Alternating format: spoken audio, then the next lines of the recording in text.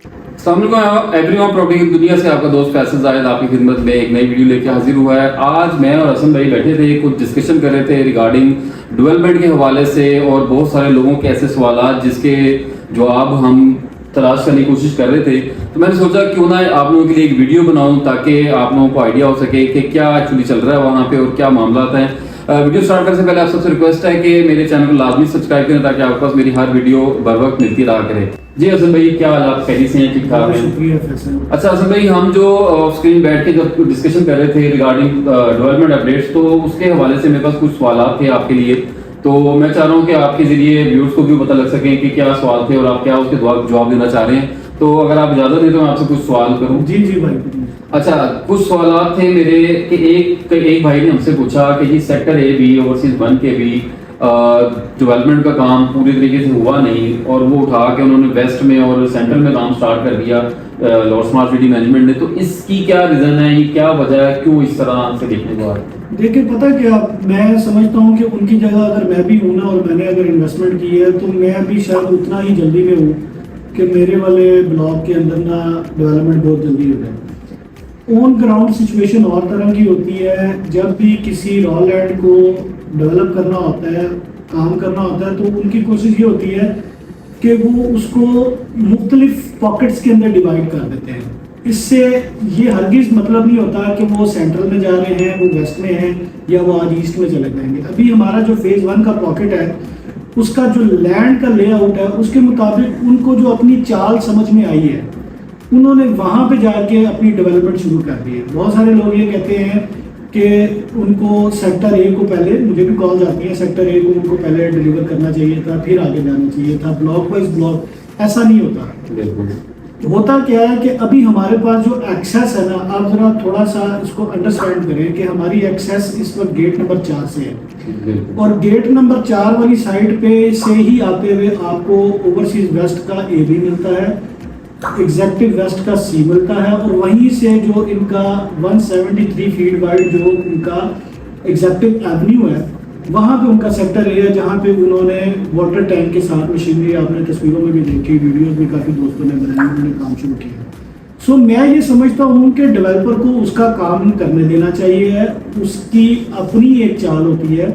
हो सकता है कि वो किसी ऐसी पॉकेट से शुरू करना चाहता हो जहाँ से वो ग्रेजुअली आगे की तरफ बढ़े, या हर पॉकेट के अंदर वो किसी ना किसी स्टेज पे आपको मशीनरी डिप्लॉय होती भी नजर आएगी और काम शुरू करना रहेगा। अच्छा, ये तो हो गया इस बात का जवाब। एक सवाल जो अक्सर और बेशतर लोग पूछते हैं हमसे फ़ोन कॉल्स पे, व्हाट्सएप पे या कमेंट में कि जीटी रोड और रिंग रोड की एक्सेस का क्या फ्यूचर है, आया ये बनेगी भी कि सिर्फ एक दावे और कहानियाँ चल? देखिए ब्रदर, पता क्या बात है, मैं बड़ी आपको खुले लफ्ज़ों में ये बात बता रहा हूँ कि मौजूदा इस वक्त आने वाले 4-5 साल, ठीक है, ये इम्पॉर्टेंट है जीटी रोड की एक्सेस के हवाले से। जीटी रोड ओवरसीज वेस्ट के लोगों के लिए, अभी सिर्फ हम वेस्ट की बात करेंगे, जीटी रोड ओवरसीज वेस्ट के लोगों की लाइफ लाइन है। जीटी रोड हर आम और ख़ास की, आप समझ लें, दाखिली और खारजी रास्ते का एक आप समझ लें सबब है। और हर मोटरसाइकिल वाला, रिक्शा वाला, लोडर वाला, कल को मटेरियल बिल्डिंग की चीज़ें आनी है, दो कि वो गेट नंबर 4 से भी आ सकती हैं, वो भी जीटी रोड की एक्सेस है। ये नहीं है कि प्रोजेक्ट के अंदर आने की एक्सेस ही कोई नहीं है। जो इतना इंफ्रास्ट्रक्चर डेवलप हो गया है, जो लोग वहाँ पे विजिट करते हैं, आप भी साइड पे जाके बैठते हैं, वीडियोस बनाते हैं, वो गेट नंबर 4 की एक्सेस जरूर है। लेकिन अभी तक तो हमने यही देखा है कि मैनेजमेंट की तरफ से उसको होल्ड किया हुआ है उन्होंने। मुझे उसके अंदर कोई ऐसी चीज़ नज़र नहीं आ रही ज़ाहिरी तौर पे कि उसको वो लॉन्च क्यों नहीं कर रहे, उन्होंने क्यों होल्ड किया हुआ। इसका पॉसिबिलिटी है, मेरा अपना एक जाती ख्याल है कि मार्केट का जो इस वक्त जो रेट्स के हालात है, ये ओवरऑल रियल एस्टेट मार्केट जो है वो जिस रिसेशन से गुजर रही है, या उसको कोई भी आप नाम दे दें, स्लम्प है, डिप है, तो वो शायद अगर आज जीटी रोड का रास्ता खुल भी जाए, रिंग रोड का रास्ता खुल भी जाए, तो इससे वो फ़ायदा हासिल नहीं होगा लोगों को। जो किसी अच्छे वक्त का इंतज़ार करते वक्त अगर वो उस वक्त उसको खोलें तो लोगों को फ़ायदा भी होगा। पहले अच्छा हसन भाई, आपने बड़ा अच्छा एक्सप्लेन किया। ये आपने जीटी रोड को किया। मुझे ये बताएं कि रिंग रोड का तो हमने देखा है कि सड़क भी ऑलमोस्ट करीब तक बन गई है, कुछ 100 मीटर का पैच जो रहता है। सॉरी फैसल भाई, रिंग रोड जो है ना, ये तो मैं इस चीज़ का खुद विटनेस हूँ कि रिंग रोड का एनओसी हुआ है।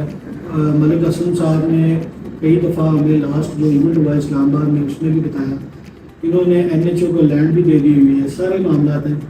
अगेन मुझे यही लगता है कि this is not the right time कि वो ये इतना बड़ा एक खबर बन जाएगी कि डायरेक्ट रिंग रोड से जो ईस्टर्न बाईपास है वहाँ से एक्सेस है।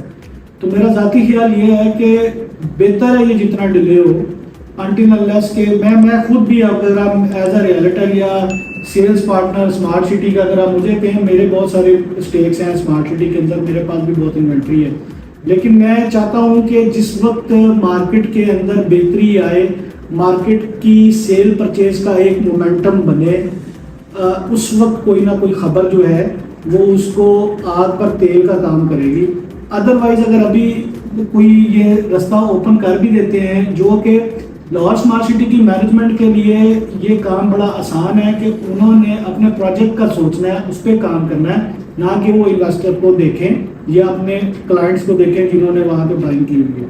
लेकिन मैं समझता हूँ कि अगर वो इस पहलू को भी ज़रा देख रहे हैं, नज़रसानी कर रहे हैं कि हालात ठीक नहीं है, तो बेहतर है कि उनको उनका काम उन्हीं के वक्त में, उन्हीं का चूँकि बेबी है, उनका प्रोजेक्ट है, उनके भी खरबों रुपए स्टेक्स के ऊपर है। तो जब मार्केट थोड़ी सी बेहतरी की तरफ जाएगी तो इतना बड़ा नक्शा जिन लोगों ने वेस्ट सेंट्रल के अंदर प्लॉट दिए हैं या ईस्ट के अंदर हो गई है, तो उनको कहीं ना कहीं तो फायदा होगा ना थोड़ा सा से। अच्छा, इसी जवाब से मेरा एक और सवाल मेरे ज़हन में आया। लोग तो ये कहते हैं कि जी अगर जीटी रोड की एक्सेस ओपन होगी, रिंग रोड की एक्सेस ओपन होगी तो ही मार्केट ऊपर आएगी। बहुत सारे लोगों ने ये बात कही है, मुझे पर्सनली कॉल करके कही नहीं भाई, ऐसा नहीं होगा। नहीं, मैं आपको वजह सिर्फ जीटी रोड की मैं आपको आज एक बात बताऊं, स्मार्ट सिटी के अंदर ये बात मैं आपको स्मार्ट सिटी में काम करने से जो मुझे तजर्बा मिला ना, मैं उसमें बता रहा हूँ। जो लोग भी हमारी ये वीडियो सुन रहे हैं, ये देख समझ लें इस बात को। स्मार्ट सिटी या कोई और प्रोजेक्ट, ठीक है, ये तब ट्रेंड के अंदर आता है जब यहाँ पे लोगों को ज्यादा पैसा प्रॉफिट मिलता है। बिल्कुल ऐसे ही है। किसी भी प्रॉफिटेबल प्रोजेक्ट के अंदर इन्वेस्टमेंट लोग इसलिए करते हैं कि उनको एक उम्मीद होती है कि यहाँ पे लोगों को फायदा होगा। स्मार्ट सिटी अब एक बेंचमार्क नॉर्थ लाहौर के लिए बन गया है। मैं आपको बताऊं, नॉर्थ लाहौर में बहुत ज़्यादा प्रोजेक्ट आने वाले हैं और जितने प्रोजेक्ट भी आएंगे सबसे ज़्यादा फायदा स्मार्ट सिटी को होगा। और जीटी रोड की एक्सेस हो जाए, ईस्टर्न बाईपास की एक्सेस हो जाए, XYZ कोई भी एक्सेस हो जाए, जिस वक्त करोड़ों रुपए के प्रॉफिट थे उस वक्त इनके पास एक्सेस नहीं थी। सो मैं ये सेफली आपको कह सकता हूँ कि प्रॉफिटेबिलिटी का एक्सेस के साथ कोई ताल्लुक नहीं है। बिल्कुल यही बात मैं कहूँ, मैंने लास्ट वीडियो में भी यही बात की है। एक टाइम था जब यहाँ पर 8 मरला कमर्शियल 10 मिलियन प्रॉफिट के ऊपर था जी, लोग तब भी बाय करते थे, कोई एक्सेस का पता नहीं था। तो होप सो आपका ये क्वेश्चन क्लियर होगा। हम अगले सवाल की तरफ आते हैं। कई दोस्त हमसे ये बात पूछते हैं कि भाई जब हमने फाइल बाय की थी तो उस वक्त फेज 2 का तो हमें पता ही नहीं था। फेज 2 क्या है हसन भाई, ये एक्सप्लेन करें कि फेज 2 क्या चीज है, क्यों लाहौर स्मार्ट सिटी। देखिए, जब लाहौर स्मार्ट सिटी की प्री लॉन्च थी ना फैसल भाई, हमें याद है अच्छी तरह, उस वक्त भी कहा गया था कि लाहौर स्मार्ट सिटी के 2 फेज होंगे। याद रखें, जब भी बड़े पैमाने के ऊपर कोई डेवलपमेंट होने जा रही होती है या उसकी जब प्लानिंग फेज के अंदर चीज़ें होती हैं, तो वो जो अच्छे प्रोजेक्ट होते हैं या जो अच्छे प्लानर होते हैं वो कम से कम भी कोई 50 साल 100 साल की प्लानिंग कर रहे होते हैं। हमारा जो लाहौर है उसको अगर हम देखें तो लाहौर की जो नॉर्थ साइड है ना, ये इस वक्त आने वाले 50 सालों की प्लानिंग के अंदर है, ये गवर्नमेंट की प्लानिंग के अंदर भी है। सो बहुत पहले हम ये सुनते थे कि लाहौर स्मार्ट सिटी का फेज 2 जो है ना वो फिरोजपुर रोड वाली साइड पे आएगा। हम काफ़ी अर्सा ये बात सुनते रहे थे, लेकिन मैं ये समझता हूँ कि जब इस तरह फेज ब्रेक हो जाते हैं ना, बहुत सारे ऐसे प्रोजेक्ट हैं जिनके फेज 2 इस वक्त लाहौर स्मार्ट सिटी के अराउंड आने वाले हैं। यू कैन सी, और आप बहुत ज़्यादा सरप्राइज होंगे, बड़े अच्छे अच्छे नाम आने वाले हैं और 2025 में आपको वो नाम सुनने के लिए आएंगे। मैं अभी वो नाम बताना नहीं चाहता, जो हमारे पास भी इनसाइड है और बड़ी कंफर्म इनसाइड है। तो उनके लिए ज़रा शायद डिफ़िकल्ट हो सकता है कि उनका एक प्रोजेक्ट जो है वो लाहौर के किसी कोने में, दूसरा प्रोजेक्ट जो है वो शाहपुर मोटरवे के साथ अगर किसी जगह पे आ जाता है। सो ये स्मार्ट सिटी की खूबसूरती है, ये DHA का मॉडल है। DHA के जितने फेजेस हैं वो एक दूसरे के साथ कनेक्टेड है, ठीक है। सो स्मार्ट सिटी ने भी बहुत अच्छा इनिशिएटिव लिया है कि स्मार्ट सिटी ने अपना जो फेज है उसको इंटरकनेक्ट किया है, और जो रूडा का एग्रीमेंट है वो भी बता रहा है कि आने वाले वक्त के अंदर लाहौर में जब भी ये प्रोजेक्ट सारा कंप्लीट होगा तो प्रोबेबली आज के दिन के हिसाब से हम सेफली क्लेम कर सकते हैं कि वो लाहौर का सबसे बिगेस्ट जो प्रोजेक्ट है हाउसिंग सेक्टर के अंदर, एक मिनी शहर बनने जा रहा है नॉर्थ लाहौर में, which is Lahore smart city. अच्छा, एक और मेरा क्वेश्चन है और ये बड़ा ही डिफिकल्ट क्वेश्चन है। बेसिकली ये उन लोगों का जो क्रिटिसाइज करते रहते हैं, जिन्होंने यूट्यूब चैनल बनाए हुए हैं सिर्फ क्रिटिसाइज करने के लिए, उनका ये दावा है कि लाहौर स्मार्ट सिटी की जो प्लॉट्स हैं या फाइल्स हैं, जितनी भी इस टाइम वो पेमेंट गई हुई है, लेट्स से 50%, 60%, 80% तक पेमेंट जो गई हुई है, वो आने वाले वक्त में 80% तक माइनस तक जाने के इम्कान आते हैं। देखिए मैं इसमें आपको एक मजे की बात बताऊं, ये उसको फिक्र नहीं है जिसकी 80% पेमेंट गई हुई है।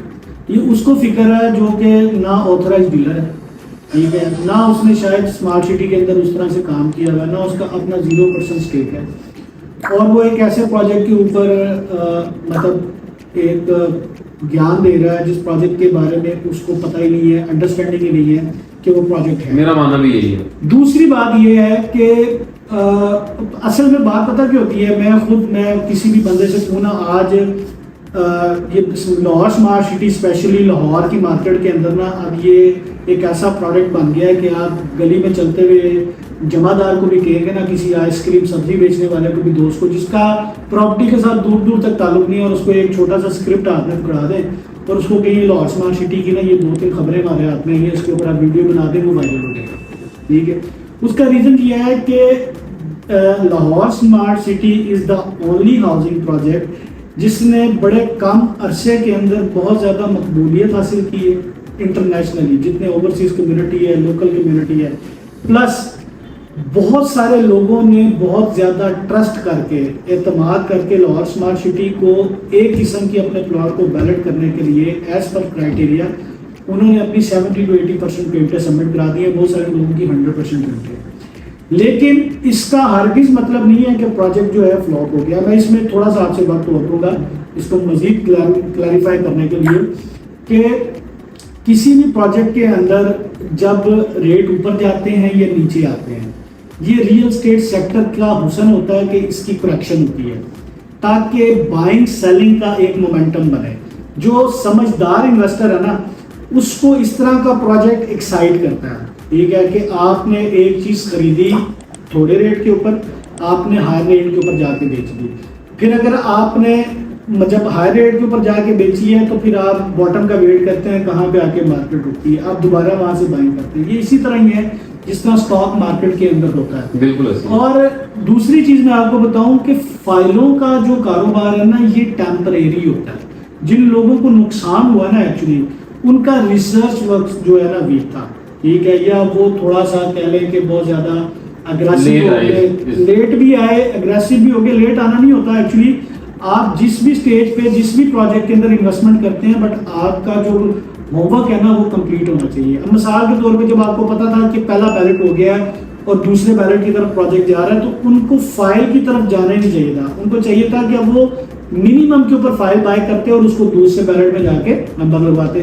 जब लोगों को पता था कि अब दूसरा बैलेट हो गया तो तीसरे बैलेट में मतलब बारी आ रही है और प्रॉब्लली ये लास्ट भी हो सकता है, सेकंड लास्ट भी हो सकता है, तो वहां पे भी उनको चाहिए था कि लोएस्ट रेट के ऊपर को फाइल, जबकि माइनस में आ गई थी चीजें, आप खरीदते, आप उसको नंबर लगवाते, नंबर जैसे ही लग जाता है तो एटलीस्ट आपका माइनस ओवरकम हो जाता है, ठीक है। अगर लेट से 6 लाख किसी चीज में माइनस था तो 2 लाख पे आ जाएगा, 1 लाख पे आ जाएगा, और अगर आप होल्ड कर लेंगे, मार्केट बेहतर होगी तो अल्टीमेटली वो प्रॉफिटेबिलिटी की तरफ चला जाता है, आपकी इन्वेस्टमेंट मैच्योर हो जाएगी। अच्छा, एक और चीज, कई लोग बल्कि आपने उसका जवाब दे दिया कि कई लोगों ने इन्वेस्टमेंट भी कर रखी है, लेकिन फिर भी कमेंट में जो है ना अपना जो है फ्रस्ट्रेशन निकालते रहते हैं, फीडबैक में जो है ना वो नेगेटिव रिमार्क नहीं, ये होता है, ये मैं आपको बताऊं, ये एक्चुअली ये ह्यूमन साइकी है। हम लोग बहुत जल्दी में होते हैं, एक्चुअली हम ये चाहते हैं कि हम बस चीज़ खरीदें कोई। मैं आपको ये हाल ही में एग्जांपल देता हूँ, गाड़ियों की प्राइसेस बहुत ऊपर चली गई थी और जिन लोगों ने पुरानी बाइंग की हुई थी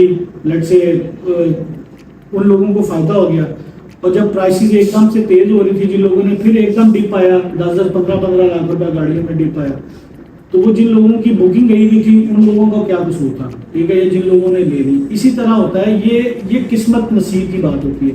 रियल स्टेट सेक्टर है, कोई कारोबार है, लोहे का, सोने का, हर सुनहरा जो है वो लाखपति, करोड़पति, अरबपति नहीं है, बात समझे जरा, ये अल्लाह की तकसीम है।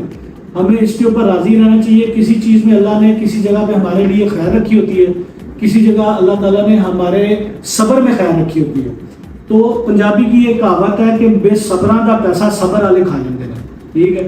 तो property is the only kind of investment के जिसको पेशेंस की जरूरत है। और ज़मीन के बारे में कहा जाता है कि ये जितनी पुरानी होती जाती है ये उतना ज़्यादा मतलब मुनाफा बख्श होती जाती है, सोना होती जाती है। तो जो लोग जल्दी के अंदर होते हैं उनको मैं समझता हूँ कि उनको फिर डिसीजन उस हिसाब से लेने चाहिए। और आज जितने लोग आपको नुकसान के हवाले से कमेंट मैसेज करते हैं या और दोस्तों को भी करते हैं, तो मेरा ज़ाती ख्याल ये है कि ये वो लोग हैं जिनको किसी ना किसी स्टेज पे उनके बाइंग रेट से चाहे 1 लाख रुपए ज़्यादा की ऑफर आई हो, या उनको पता था कि हमने एक चीज़ 3 लाख रुपए में खरीदी थी, वो आज 3.5 मिल रहा है, 4 मिल रहा है, ठीक है, तो उन्होंने उस वक्त नहीं बेची।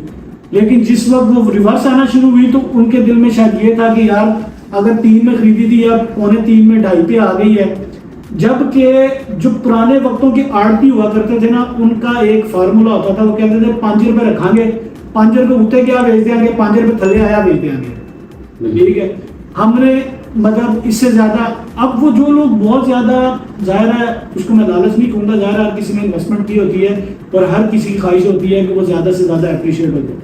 सो ये जैक भी होते हैं, ये लक भी होती है, इंसान की नसीब होते हैं, अल्लाह ताला की मेहरबानियाँ होती हैं कि जो लोग सम टाइम बहुत सारे, आपको भी कोई ज़िंदगी में 1-2 ऐसे मिले होंगे, कहते हैं कि यार मेरे एक दोस्त ने मुझे पिछले दिनों अपने एक दोस्त की बात बताई, मुझे याद आ गई। तो उसने कहा मैं उसके घर गया तो माशाल्लाह गाड़ियाँ खड़ी थी, 2-3 साल पहले गया था तो हालात और तरह के थे। तो उसने हंसते हुए कहा कि यार अल्लाह का इतना करम हो गया कि मैं जिस चीज़ पे हाथ रखता हूँ ना तो वो सोना हो जाती है। तो जो कहना है, मैंने उसको आज कहा मेरे मोटे पे भी हाथ रख, मैंने बहुत बोला था।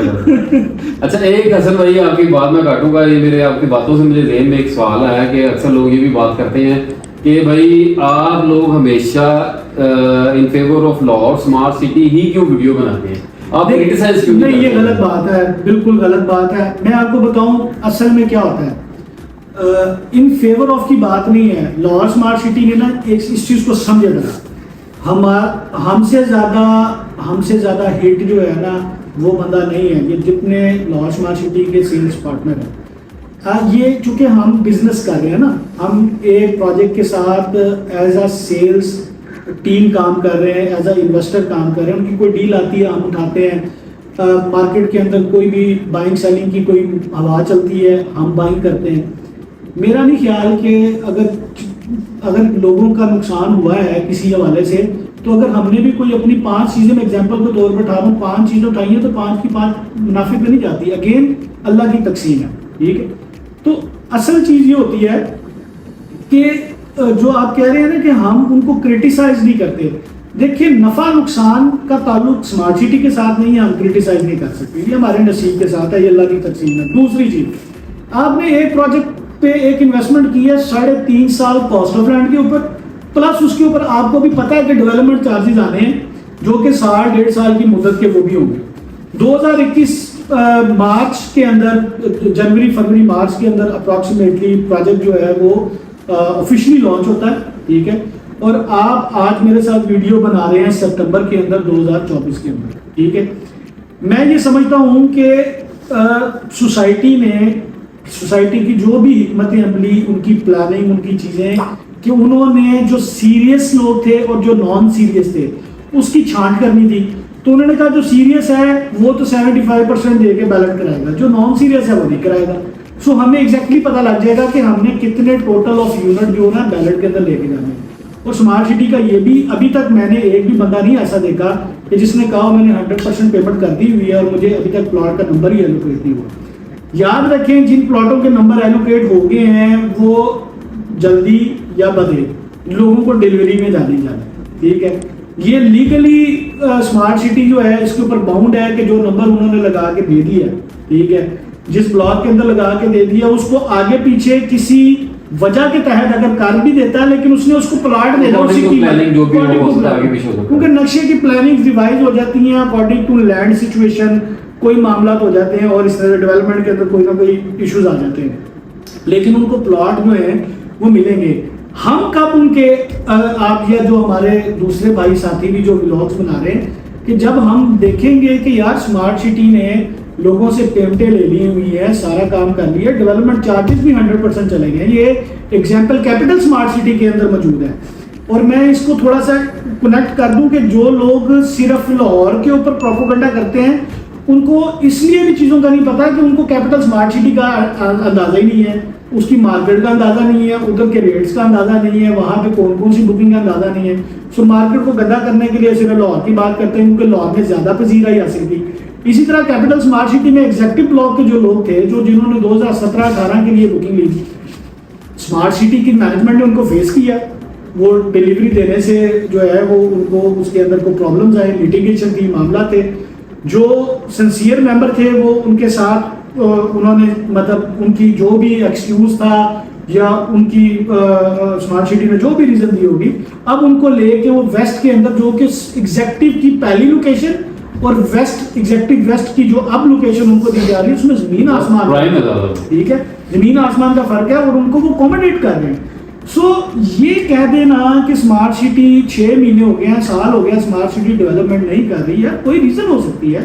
आप जरूरी नहीं है कि आप लोगों की इंस्टॉलमेंट के ऊपर ही इतना बड़ा प्रोजेक्ट जो है वो डिलीवर हो जाना है।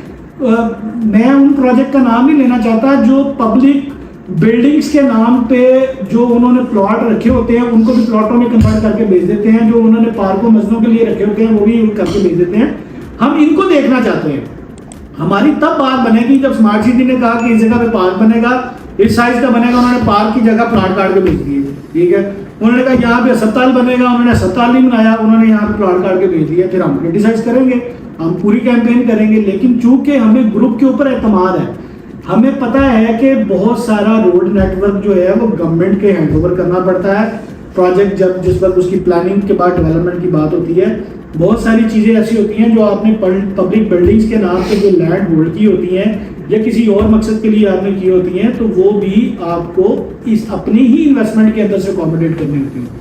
सो ये लोगों को थोड़ा सा पेशेंस रखना चाहिए। मेरा ख्याल है हमारे पास 2-3 साल का अरसा है ऐसा कि हम स्मार्ट सिटी को दें, और 2025 से ऑनवर्ड मुझे यकीन है इंशाल्लाह बहुत ज़्यादा, जिस तरह सेंट्रल के एग्जेक्टिव में मशीनरी चली गई है, वेस्ट के एग्जेक्टिव में भी मशीनरी चली गई है, लैंड के इश्यूज हो सकते हैं। और मेरा किसी हद तक ये भी मुझे लगता है कि बहुत सारे लोग ऐसे भी होंगे जो लैंड होल्डर हैं वहाँ पे अंदर, उन्होंने जब देखा होगा कि यार मतलब सोसाइटी में तो बड़े लोगों ने पैसे कमाए हैं तो ऐसे भी होंगे, उन्होंने कोई 6-7 करोड़ का एकड़ बेच दिए, तो इस तरह पॉसिबल नहीं है। उन्होंने अपनी एक बजटिंग की हुई है सारी चीज़ें। सो लोगों को ये यकीन होना चाहिए कि लाहौर स्मार्ट सिटी हमें प्लॉट देगा, डिलीवर होगा, हमें डिलीवर होगा और वो पूरा जोर लगाएंगे इंशाल्लाह, ठीक है। क्योंकि ये स्मार्ट सिटी जो है ये उनकी नेक नामी नहीं है, ये ज़हन में रखें। उनकी जो नेक नामी है वो HRL है, जिसकी बेस के ऊपर स्मार्ट सिटी बिका है, जिसकी बेस पे लोगों ने उन पे एतमाद किया, जिसकी बेस पे मैं और आप काम कर रहे हैं, ठीक है। तो ये किसी ऐसे अननोन ग्रुप का प्रोजेक्ट नहीं है। उनकी जो क्रेडिबिलिटी है या उनके जो स्टेक्स है वो उनकी 70 साल की जर्नी पे जो है ना हिट हो जाएंगे। मतलब उस पर बेस कर रहे हैं कि अगर ये लोगों को डिलीवरी नहीं देते हैं, अगर कोई किसी किस्म का मसला होता है तो उन्होंने अपनी साख बचानी है। उन्होंने जो उनके बुजुर्गों ने जो 7 नस्लों के लिए इतना बड़ा सेटअप बना के छोड़ा है, और जितना हमने क्लोजली वॉच किया है मैनेजमेंट ऑफ HRL, और जितना ज़्यादा वो इस अपने प्रोजेक्ट्स को सीरियसली लेके चल रहे हैं, और जिस गवर्नमेंट के लेवल पे और इंटरनेशनल लेवल पे लोगों से इसके लिए प्लानिंग, डेवलपमेंट, मीटिंग्स और नए कंपनीज को ऑनबोर्ड कर रहे हैं, तो ये डेफिनेटली एक गेम चेंजर प्रोजेक्ट है। और ये आने वाले वक्त में जिन लोगों के भी यहाँ पे प्लॉट होंगे उनको बहुत फायदा होगा। हसन भाई ने काफ़ी ब्रीफली जो है ना मेरे इस लास्ट क्वेश्चन को जो है ना एक्सप्लेन कर दिया। मेरे पास अभी 2-3 क्वेश्चन हो रहे हैं मैं क्योंकि आपसे 2-3 क्वेश्चन और पूछूंगा। लोगों के ये भी बड़े सवाल है कि भाई हमने सेकंड बैलेट की इकोनॉमिक स्लिप ली जनरल बैलेटिंग की, तो हमारे साथ फ्रॉड हो गया, हमें फेस 2 में दे दिए। यार देखें, पता क्या, अगेन मैंने ये बात पहले आपको एक्सप्लेन कर दी है। मेरा अपना ज़ाती प्लॉट जो है ना एग्जेक्टिव ईस्ट में लगा है, मैंने अपने हाथ से यहाँ पे बैठ के नंबर लगाया, ठीक है। मेरे पास भी मतलब स्लिप थी, हम नहीं किसी कैपेसिटी में नहीं कह सकते। देखें, उन्होंने ये नहीं कहा था कि आपको ओवरसीज सेंट्रल के अंदर, उन्होंने जितनी स्लिपें इशू की हुई थी, जितनी इन्वेंट्री बेची हुई थी, उन्होंने हर बंदे को प्लॉट देना। हाँ, उन्होंने अपना ये बेटर तो पूरी किया, उन्होंने हर बंदे को प्लॉट देना। ये नहीं आपकी बात से कि फेज चेंज तो नहीं ना हुआ। देखिए उसी की कनेक्टिविटी है, फेज 1 या 2 के अंदर सड़क ही है ना एक। मैं कहता हूँ सेंट्रल बड़ा होता, सियालकोट मोटरवे ना होती, उनको किसी मतलब बॉर्डर पे लग जाता। ये तो ईस्ट वालों की खुशकिस्मती ये है और सेंट्रल वालों की भी है कि उनके दरमियान में सियालकोट मोटरवे भी लगता है कि ये another access, main access connectivity है, ठीक है। कि आप और मैं ये समझता हूँ कि ईस्ट वाले शायद फ्यूचर के अंदर बहुत ज्यादा फायदे में रह जाए, सेंट्रल से बहुत ज्यादा फायदे में रह जाए, क्योंकि जितने प्रोजेक्ट्स मैं आपको बता रहा हूँ 2025 के अंदर लॉन्च हो रहे हैं, वो सारे सियालकोट मोटरवे के ऊपर हो रहे हैं। और सारे लॉ स्मार्ट सिटी का कोई आगे है, कोई लॉ स्मार्ट सिटी से पीछे है, ठीक है, जो फेज 2 की हम बात कर रहे हैं। और सबको रूडा ने ही अपना जो रोड नेटवर्क है, वो जो 3 बराज बनने हैं रिंग रोड से, जो इंटरकनेक्टेड, जो सीधा स्मार्ट सिटी के अंदर से भी रिंग रोड घूम के उस साइड पे जाना है, तो ये रोड कनेक्टिविटी सबको एक तरह की मिलेगी। और ये खुशकिस्मती है, मैं समझता हूँ कि देखिए इन्वेस्टमेंट जो होती है ना, वो लॉन्ग टर्म के लिए होती है। अगर जिन लोगों को एतराज़ात थे तो उनको मैच्योर प्रॉपर्टी ऑन कैश जाके खरीदनी चाहिए थी। मेरे पास बहुत सारी प्रॉपर्टीज ऑन कैश पड़ी हैं, हर प्रोजेक्ट में पड़ी हैं। अगर किसी बंदे को चाहिए तो हम अपना करें। जी बिल्कुल, व्यूअर्स आपके सामने असद भाई ने तो ऑफर करवा दी है, नंबर भी स्क्रीन पे इनका, आप रब्ता कर सकते हैं। असद भाई, लास्ट क्वेश्चन मेरा है और बहुत ही अहम क्वेश्चन है। ये बहुत सारे लोगों के फेयर्स हैं कि हमारे पास अभी भी फाइल्स पड़ी हैं, क्योंकि वो लेट इन्वेस्ट किया उन्होंने। वो उनका क्वेश्चन ये है कि क्या आया third balloting is the last balloting of law smart city, के इसके अलावा भी बैलेटिंग आएगी? इनके जो फाइल्स हैं उनका क्या फ्यूचर है जिन लोगों के पास अभी भी? यार पता क्या बात है, स्मार्ट सिटी के ना स्मार्ट सिटीज बनने जा रहे हैं, ठीक है। मुझे ऐसे लगता है कि शायद की बात है, कंफर्म नहीं है, तीसरी बैलेटिंग आखिरी थी, इसके बाद एक ग्रैंड बैलेट होगा और डेफिनेटली होगा, ठीक है। इसमें ईयरली बुकिंग जो होगी ना, उनके जो कैलेंडर्स हैं, ठीक है, उनके ऊपर पॉलिसी मेक की जाएगी। लोगों को कहा जाएगा जिनकी 2022 से ऑनवर्ड की अगर कोई फाइलें पड़ी हैं, क्योंकि मेरा ख्याल है 22 तक की काफ़ी हद तक फाइलें जो है ना बैलेट हो गई हैं। उसमें कमर्शियल भी हैं, थर्ड रेट की फाइलें शायद ज़्यादा मार्केट के अंदर है, प्री लॉन्च या लॉन्च की कम ही मिलती हैं, वो ज़्यादा से ज़्यादा बैलेट हो गई। सो लोगों को चाहिए है कि क्योंकि वो होनी तो अंदर ही है बैलेट, ठीक है, इनके पास वो पॉकेट खाली भी है नक्शे के अंदर, वो ब्लर एरिया पड़ा हुआ बल्कि, और लोगों को बैलेट करवानी चाहिए फाइलें, ठीक है। आजकल के हालात के हिसाब से उनको नुकसान है। दूसरा हल ये है कि अगर वो नुकसान से बचना चाहते हैं, वो कोई प्लॉट बाय करें और उस फाइल को उसके अंदर मर्ज करवाएं। लेकिन एक बैलेट पॉसिबिलिटी है कि ग्रैंड बैलेट होगा, और जैसे भी कैपिटल स्मार्ट सिटी में एग्जैक्टली अब हर बंदे को प्लॉट होगा, ग्रैंड बैलेट हर बंदे। और मैं आपको बताऊं, उसमें जिसके पास फाइल मतलब 30% 35% के ऊपर भी बड़ी होगी ना, उसको भी नंबर लग जाएगा, वो नंबर हाइड हो जाएगा, ठीक है, जो कैपिटल की पॉलिसी यानी कि पॉलिसी के अकॉर्डिंग पॉलिसी वो हाइड। इसलिए मैं ये समझता हूँ कि लोगों को इसको थोड़ा सा सीरियस लेना चाहिए और फाइलों से निकलें। ये फाइलें सिर्फ जस्ट एक पीस ऑफ पेपर है, ये ट्रेंड के ऊपर बिकते हैं और ट्रेंड के ऊपर इनकी सेलिंग होती है। 3.5 मरला के भी जिन लोगों के पास फाइलें इस वक्त 20% के ऊपर पड़ी हैं, उनको भी रेडी होना चाहिए। 3.5 मरला छोटे साइज का प्लॉट है, कम कीमत वाला है, उनको उसको मैच्योर करना चाहिए, 5 मरले को करना चाहिए। अलबत्ता मेरा तो ज़ाती ख्याल है कि इनका जो मतलब हाई एंड पे जो 1 कनाल का प्लॉट है वो 90 लाख रुपए का है। तो मुझे यहाँ तक लगता है कि ये भी आगे आने वाले 4-5 सालों में लोग ना मतलब कहेंगे यार 90 लाख वाली फाइल पे इसी बैलेट ही करा दो। तो मुझे लगता है कि इनको जिसके पास फाइलें पड़ी हैं उसको पैसे पकड़ के उसको बैलेट में ले जाना चाहिए, जो भी क्राइटेरिया है मिनिमम मैक्सिमम जब भी है। लेकिन फाइलों का काम जो है लॉ स्मार्ट सिटी के अंदर कोई अब नया कोई डील लॉन्च होती है, उसका कोई कैलेंडर आएगा, पुराना काम खत्म हो गया। व्यूअर्स होप सो आपके काफ़ी सारे मतलब हो सकता है मैक्सिमम क्वेश्चन हमने जो है वो शेयर किए हैं और उसके आंसर जाने। अगर आपके पास अभी भी फिलहाल कोई ऐसे सवालात हैं जो आपके दिमागों में चल रहे हैं तो आप कमेंट में लिखिएगा। मैं कोशिश करूंगा कि हसन भाई से नेक्स्ट टाइम दोबारा टाइम लूंगा और उन सवालों के जवाब आपको दोबारा से देंगे। इसके अलावा अगर किसी तरह की आपने बाइंग परचेजिंग करनी है, हसन भाई का नंबर तो आपके पास है ही ऑलरेडी और मेरा नंबर भी है, तो आप हमसे रब्ता करके कर सकते हैं। अपना बहुत सारा ख्याल रखिएगा। मुझे और हसन भाई को इजाज़त दीजिएगा। चैनल को लाजमी सब्सक्राइब करें ताकि आपके पास मेरी हर आने वाली नई वीडियो मिलती रहा करे। अल्लाह हाफिज़। अल्लाह हाफ़िज़।